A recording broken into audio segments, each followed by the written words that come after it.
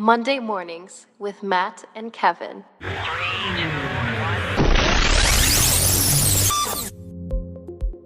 Welcome into Monday Mornings with Matt and Kevin here on the Catholic Family Podcast. These two will debate real-life issues from a Catholic perspective every Monday at 9 Eastern. Topics that come up around the dinner table will be given the truth treatment with no punches held and no falsehood left standing. Sit back, relax, grab your cup of coffee, and enjoy the show. Here are your hosts, Matt and Kevin. Good morning, one and all. Monday mornings with Matt and Kevin. It's been a while. It's awesome to be back, Matt. It's nice to see your lovely face. And I know we've had a lot of people. I've had quite a few comments, Matt, saying how much they missed us. That feels pretty good. I don't know if you've seen that, but people actually really enjoy our show, which is surprising. Yeah, I know. Considering when it's all said and done. But yeah, I've heard the same thing. I've heard people actually come up to me. Actually, I had maybe he's listening. I heard somebody come up to me last week at Mass saying, "Oh, I recognize you from the podcast with your show." Nice. So, and now I'm blanking on his name. So you know who you are, but I apologize. So Matt, as anyone was wondering, Matt is a jerk who doesn't remember names. So, but actually, ironically, I'm also a jerk. I met a guy in Italy, in Rimini. So it's this little coastal town in Italy. And I went to Mass there with the IMBC. Very nice little parish. Nice experience. Got to meet the priest there as well, who didn't speak any English. But this guy comes up to me and he's like, in this tiny Italian parish. And he comes up to me and he's like, "Hey, I really like your podcast." It's like, what the heck? From Rimini. That was awesome. And so he actually helped translate between me and the priest. Very cool. And unfortunately, I also forgot his name. So my friend in Italian, in Italy, I apologize for that. We're both Matt and I we're kind of jerks. So apologies to the names we forgot. You can tell me your name, and within 2 seconds, I'll be like, "What was it again?" Like, for some reason, it just doesn't store. I don't know. I can't keep it. But then there are some who I'll never forget. I'll hear it once, and I'm like, I will never, ever forget your name. I don't know. Yeah, my brain's moving forward too quickly. I think, but that's a whole nother topic. But that's an interesting issue with our modern age. I think you hear a lot of people say that, "Hey, I don't remember your name," and I think it is because we as a people generally don't savor anything. We are always on to the next, and I can tell you that I'm terrible about that. It's always, okay, I see your face, I heard your name, and now what are you going to tell me? Rather than soaking it in, right? Actually letting the information soak into your head, because I think we're so obsessed, or so our brains are so connected with the technology that our brain, we're not used to actually letting something soak in. We're just kind of, okay, next. It's like cell phone numbers, though, too, Kev. Like, our kind of generation and back, we would remember people's phone numbers. Yes. Right? You would remember. I remember. Now, if you ask younger people here, what's your mom's phone number? They have no idea. It's all just stored in their phones. We had that kind of thing. Very different. The world shifted. Yeah, and I can tell you, I think that is something that's worth kind of rethinking. And kind of thinking about how we think, because again, the names, I think that's such an interesting issue, and I'm terrible about it. But well, your name is on the screen, so I won't. My name is on the screen. I have to glance at it every now and then. Right, exactly. Kev, it begins with a K. It begins with a K. No, it's funny. I think I've mentioned this before in podcasts that my name is strangely hard for Germans to say. Davis. It's really funny. It's like, Davis is like, in the US, it's like one of the most common names in the country, but in Germany, it's like Dafis. Doofus. Kevin Doffus is like, no, it's just Davis. Davis. Stop trying so hard. Come on, guys, this is not that hard. But anyway, so Matt and I, after rambling for the first 3.5 minutes, part of what we want to talk, we had quite a few topics we wanted to kind of broach today, but I think the big one, Matt, that we wanted to talk about is the whole Dylan Mulvaney thing. And I think that no one wants us to talk too much about the whole transgender garbage, because it's just disgusting. And I mean, I think that the good thing is the people listening to this podcast don't need a brush up on the morality or immorality of it all. But I think that to me, what's really interesting is looking at why these companies are promoting them or supporting these perverts, and then totally tanking. Bud Light's the perfect example that we're going to look into a little bit. And I'm really curious to hear your thoughts, man. I mean, Bud Light goes out and puts a commercial with this guy pretending to be a woman. I mean, not well. He doesn't pretend well to be a woman. He totally makes fun of womanhood and makes fun of anything feminine. And they put him on a commercial, and of course, within I think 2 weeks now, Bud Light is at least reporting to have lost $6 billion with a B dollars. Yes. So Matt, my question for you: why? What goes through the marketing department's heads at Bud Light that says, or Budweiser, Anheuser-Busch is the actual company? What's their reasoning behind this? I think there's a total disconnect between how popular this stuff really is. I brought this up to someone on Twitter the other day, and the mainstream media wants to create their own narrative, right? And you see this in so many different ways. You see it in news stories, you see it in, I don't know, presidential elections. It's almost like they force feed a lot of things on us. And I remember asking someone on Twitter just this past week, how many people do you actually know, like in real life, right? Whether it be university or school or work or wherever you might be, really truly believe that there are more than two genders? Like, how many people do you really know believe that? And nobody really does. If you just kind of walk around, kind of bring this sort of up in whatever sort of way you want to, people don't believe it. And yet, if you listen to the mainstream media, they would have you believe that everybody believes this, that the common opinion of the day is that gender is fluid, that there's multiple genders and so on. So I think there's a really big disconnect between what the elite want to push on our country as a whole and what the people themselves actually believe. And I think, when June is about the Pride Month, right, where everybody turns rainbow, you see how every single company, whether it's Target, Dunkin' Donuts, Apple, I mean, you name it, they all turn the rainbow colored flags. But when you really get to the heart of America, or you really start to talk to actual people on the ground, the opinions don't match. And I think this is kind of the backlash we're seeing from Anheuser-Busch with their Bud Light thing, is they're finding, they think in their elitist bubble where, these people sit in their high office ivory towers making billions and billions of dollars, that they're listening to what the media is pushing, and, oh, it's this new wokeness, whatever, where suddenly, appealing to demographics is more important than the actual product.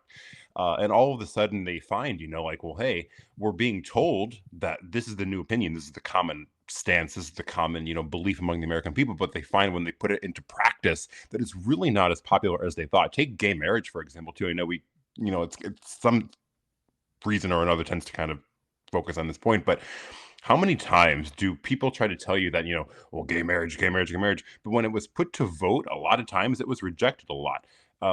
There's a huge disconnect, I believe, between what the elites are pushing and what the American public actually believes.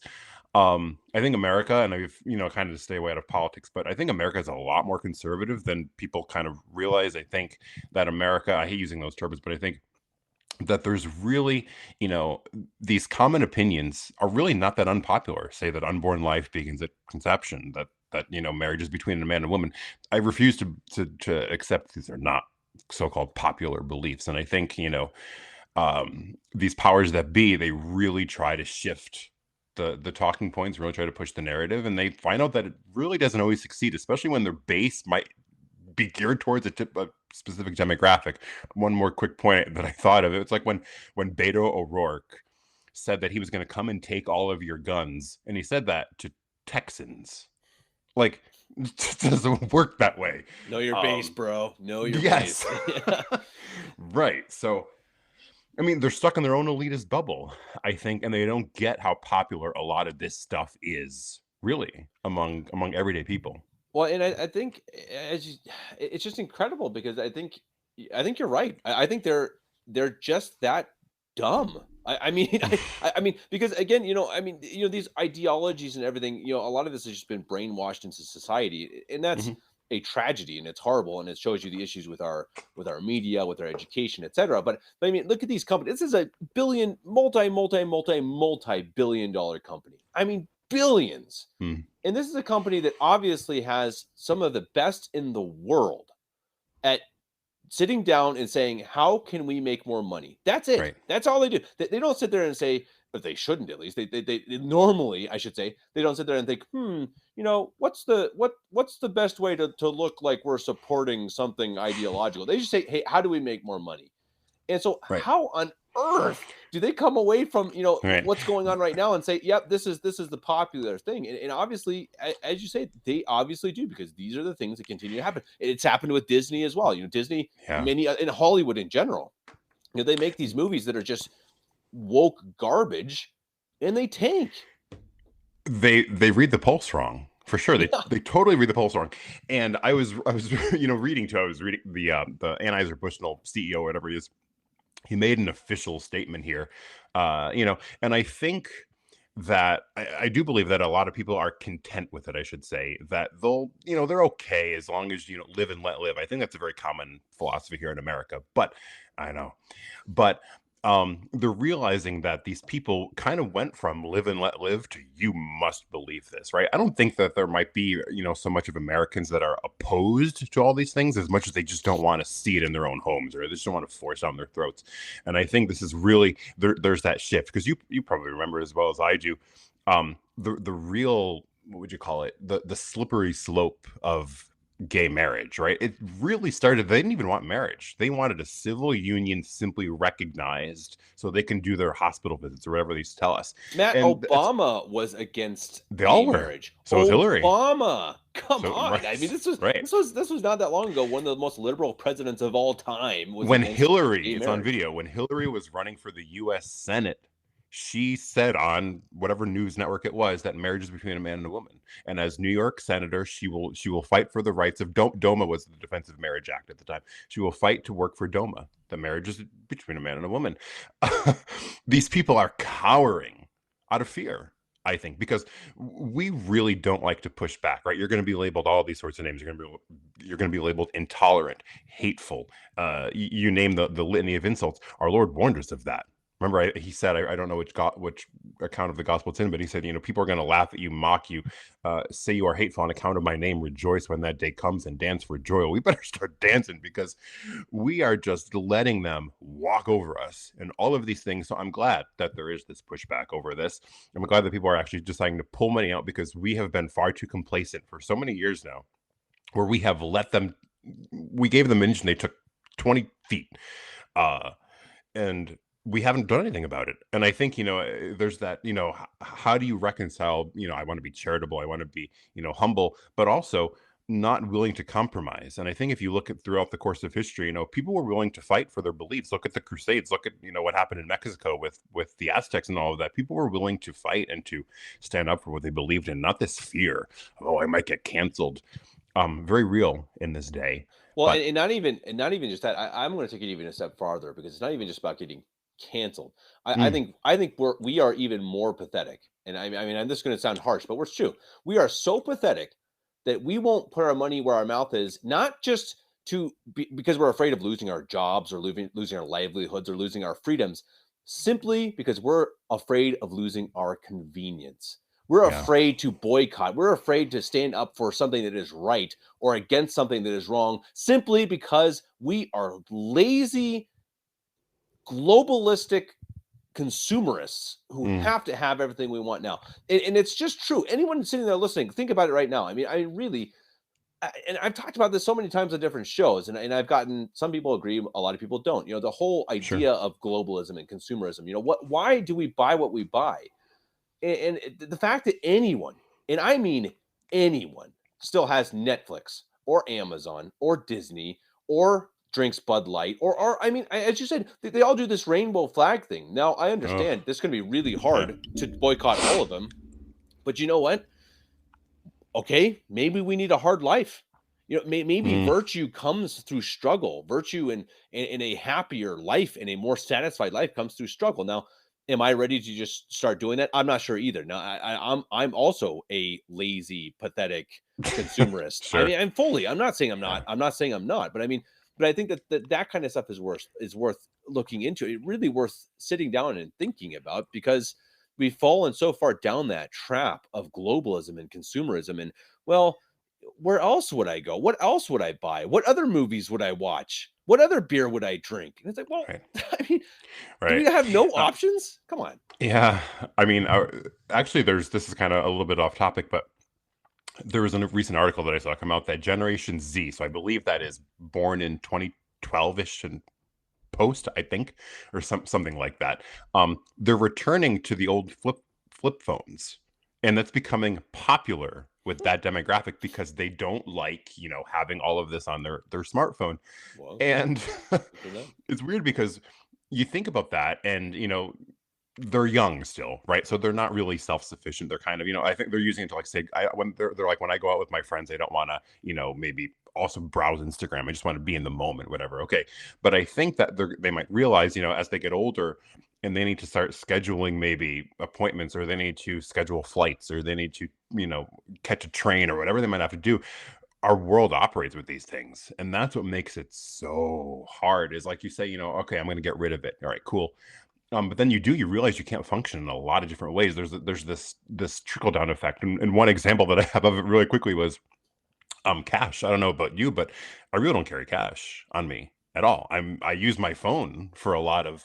I use Apple Pay to go through a lot of things, and so I'll say to myself, okay, I'm just going to leave my phone at home. I'm going to go out, pretend like it's 1999. I'm going to go out. I'm going to go grab a cup of coffee or whatever at Dunkin' Donuts, roll down the windows and enjoy like I'm living in the dark ages. And then I get to the Dunkin' Donuts window and I'm like, well, I don't have my phone on me to pay. I can't pay, So we're so sucked in to everything being, tied in to what modern life is, that, like you said, how much are we really willing to give up out of all these things? But I think that's the It's question, hard. and that's what everyone has to decide on their own. I'm not going to tell you. I'm not going to tell you what all you should boycott. But I mean, people boycotting Budweiser, I mean, Anheuser-Busch is a good thing. And that is Finally. Absolutely, that is a good thing that people stood up. And people. I mean, look at Kid Rock. Kid Rock, actually pretty funny video. I don't know if you saw that. Just shot up, got out like an M16 or something and shot up a bunch of Budweiser, Bud Light cans and said pretty much, I'm no longer going to buy your beer. And he's a big, Bud Light guy, whatever. And I mean, again, it's not like he's a moral guy who I would support, but you see though that if a guy like him can say, hey, this is too much for me, I'm going to go drink another beer that doesn't push this garbage down my throat, then why are we waiting this far to make a stand? I mean, and again, everyone has their own different line. I mean, Amazon is just a good example of where I chose, hey, I'm just not going to do it anymore. I'm not saying everyone's got to do that, obviously, but I think it's a healthy thing. I really think that people should really consider it. Just saying, hey, this company, I can't stand it. I go and I see the rainbow when I'm shopping. So you know what? I'm going to find an alternative means. And I can tell you, if you boycott, let's just say, for example, Walmart. I know that's hard. I used to live in America too. I shopped at Walmart for everything. So, but I guarantee you, if you do it, there are benefits. There are benefits of localism, the fight against globalism. And you're going to find better products. You're going to help your community. I mean, there's so much good that happens. And what you lose is it's going to be a little bit cheaper and a little bit easier. Give that up for what I actually firmly believe is a greater good, not just morally, but also societally and economically. I have a good point with that. There some time ago, I thought like you, I don't want to go to these places anymore. You walk in, there's the rainbow like falling on you as you're entering the front door. And I said, I'm going to do something different. And there's this company, I'll mention their name. They're called All American Jean, and they're made in the USA, kind of a local shop. Like they're their own local business, but they ship across the US. And just what you said, it's a bit more expensive. And I remember sitting there thinking like, oh, like, a t-shirt here is like $35-ish. Like I can get this at $10 at, Walmart or whatever. But I said, I'm going to do it. But just to the point you made, the quality was exceptional. It was made here in America, supporting American businesses, a local business, really. Super, one of my favorite pairs of clothes that I own. So, I mean, you do kind of in some ways get what you pay for, and there's always that disconnect too. People say like, well, I don't like the working conditions of Foxconn, the factory in China where people make iPhones, but then they go buy an iPhone. Stick locally, and it does help, and you do get what you pay for. I have jeans, I have shirts, and I might have a coat from them too. pricey a little bit, but man, like this stuff lasts. It's worth it. Well, and that's a It's worth great it. point, Matt, because I mean that's something that I found in Germany that's even a really American issue that you and again, having been there, you buy cheap stuff because it's cheap, and then you have to buy more cheap stuff because Within a week. because it dies or it yeah. rips or it It breaks rips. or it's garbage. It's just pure garbage because it's all from China. And here in Yeah. Germany, it's so true. Or in Ireland. I mean, we get a lot of our winter stuff from Ireland, and then it's hand, made yeah, cotton, not cotton, but wool. It's handmade wool sweaters, and I wear it all winter long. And it's Oh comfortable, yeah. it's insanely warm, it's durable, Yeah. and it just lasts. And I've had it for like 4 years now. I wear it every day, and it was, I don't know, it was probably $80 or something, but I haven't had to buy another sweater. Right. I mean, Right. it's just like, I mean, Right. it really makes a difference. I think it's an Yeah. entire mindset of, okay, just buy quality rather than quantity, and it ends up being the same in the long run. It works. Yeah, no, it works. And Yeah. maybe another point that I kind of thought of too, as we were talking, they had a poll, and I'm just kind of very vague here because I don't remember it, but I came across it recently, and they polled both sides, if you want to call them sides, conservative and liberal, if you want to even use those terms, which I don't really like, but whatever. And they asked each group, how comfortable are you sharing your views on social media without the fear of getting canceled? Like that was the approximate wording on that. And the liberal side, those who associated with the left, air quotes, so they were fairly comfortable, sharing their views without having the fear of getting canceled by their employer. The conservative side, and if I can find it, maybe I'll put it in the comments in the YouTube channel, but they were very low. They said they're not comfortable sharing their views publicly out of fear of getting canceled by their employer. Very low. So again, it just goes to show you how, when you think of employer, you think of, maybe a big corporation. To go again, these elites, these higher ups that seem to have this real disconnect with people. And it made me think too, Liz Cheney, when she was running for re-election in Wyoming, was it? CNN went on the ground in Wyoming, and they really went into rural Wyoming, where these people, they don't, they live very simple, basic lives with their little farms, their livestock, their fairs, whatever. And CNN was just shocked that like people thought of this way about the government. They were very opposed to the progressivism, the liberalism, and the disconnect is huge. And I don't know, I hope now that we're making some of these statements, like with Anheuser-Busch and their Budweiser beer, that maybe we start to get put on the map a little bit.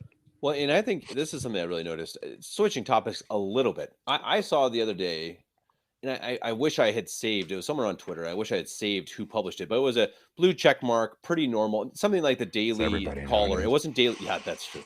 It wasn't the Daily.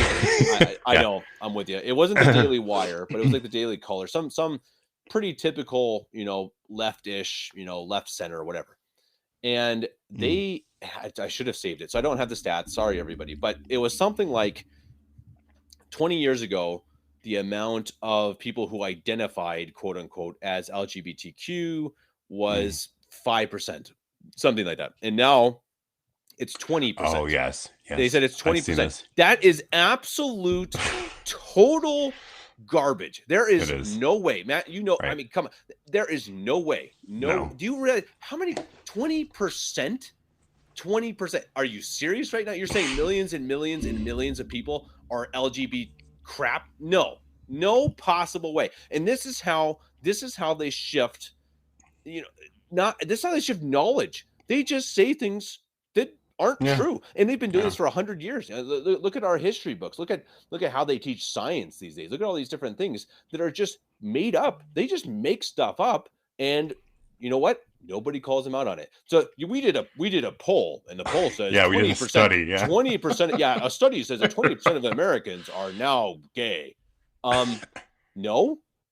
Yeah. No chance. Yeah. And I think, especially with younger people too, there is this phenomenon, right? They're without it. I will certainly attest to that. There is this phenomenon among younger people that all of a sudden things are a little weird. Oh, it's gotten worse. But totally worse. It's totally gotten worse. But are they really this?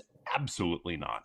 Yeah. They are being fed in so bad to this cesspool that they don't really know what to do. And again, I think as well as a part of a lack of a life of grace. right? If you live in a life of grace, you're going to live within accordance of divine law. That's just how it works, right?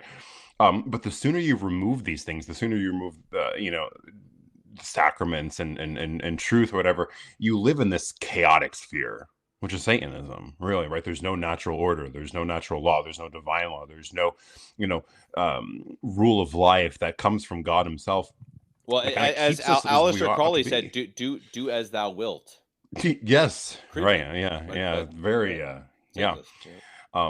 Yes. It's what Satan said to Eve. Yeah. And they're really being misled by that. And it made me think, speaking of the devil, let me read, if I can kind of jump to this quick. Our favorite Pope, Jorge Mario Bergoglio, has said recently, he has said, he was talking about that when he was, he loves to give these airplane interviews.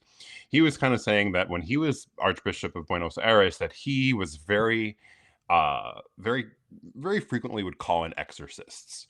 And a point to make here before I even read this was one of his most favorite exorcists, I believe, was a Lutheran. So how that works, I don't know. But all of a sudden, this hammer of heretics believes that he's under demonic attack. And I wanted to read this this quote to our audience here from Francis, and he said, quote, "It is possible," something I can't get through this without a little smile here.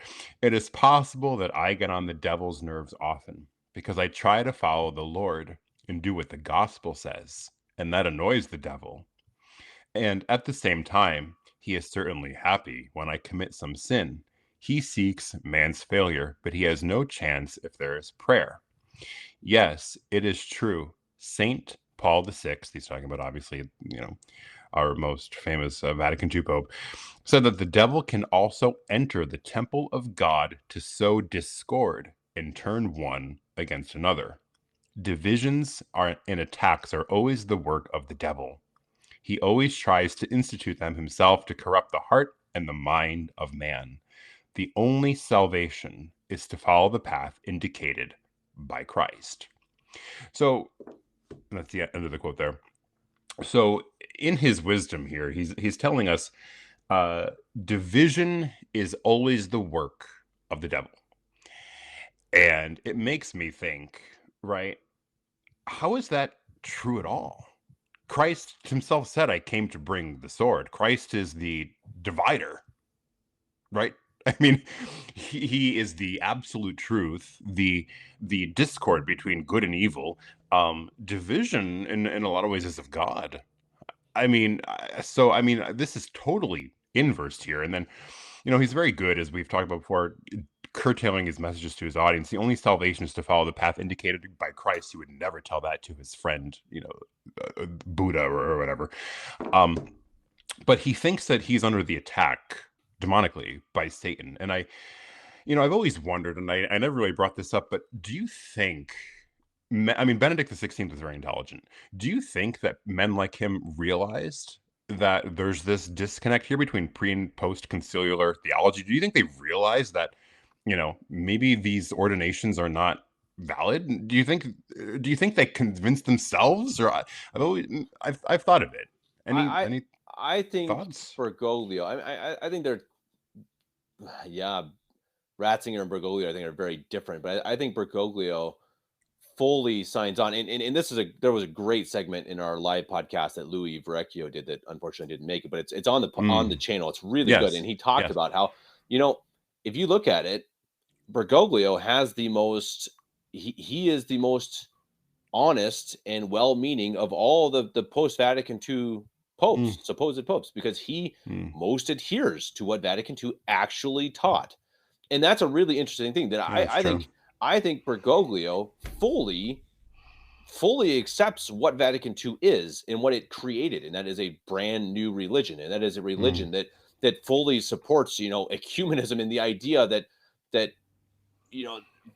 religious indifferentism, that it's all good, you can do whatever you want, it's fine, Catholics are fine, but Jews and Muslims are in the same, it's all the same boat. And I think that he actually fully accepts that. Now, Ratzinger or the other ones before him, it's harder to say, because I think they clearly knew that they had founded something else, something new, But I think, especially like Ratzinger, I think you saw, even in his later, especially in his later years, I think you saw that he almost regretted it. I think, and he wouldn't say that. I think his quotes showed otherwise. But I think the way he acted, I get the feeling that I think there was at least a piece of him that knew that he was born into the real church, and that he formed a new church. Now, that's purely my opinion, but that's kind of how I see it. Yeah, that's a good point. And I think, because again, these are very intelligent men, and obviously intelligence doesn't mean much. You can be the smartest man in the world and St. Paul says, without God, they're made fools. So, it doesn't say much, but yeah, I think men like him, as you said, they were born into this old church, right? They were born into this. And I think to some extent, yeah, I think you're right. I think that there are elements that he understood, and I think that there are things that he kind of realized, or like there is this disconnect here. Because he would say things like, the church doesn't have a mission to convert the Jews. There's no way, in my opinion anyway, that somebody like him truly believed it. That's kind of hard to kind of piece together, but it goes kind of in line with being woke, right? I think these Vatican II, especially Francis, they're very woke, right? They'll talk about the cry of the earth. Francis has tweeted this cry of the earth several times. He's tweeted he wrote in one of his encyclicals, we have to be in communion with the forest. They are more concerned about these social issues on the progressive side of things than they are with preaching actual church doctrine.